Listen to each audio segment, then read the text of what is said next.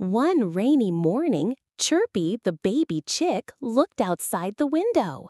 "Rain, rain, go away!" he peeped. But then, splish, splash, he saw his friends jumping in puddles.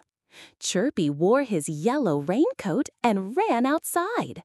He splashed with the ducklings, danced in the rain, and laughed loudly. "Mama, rainy days are fun too," he chirped, dripping wet but happy. He cuddled in a warm towel, sipping hot cocoa. "Best rainy day ever," he smiled.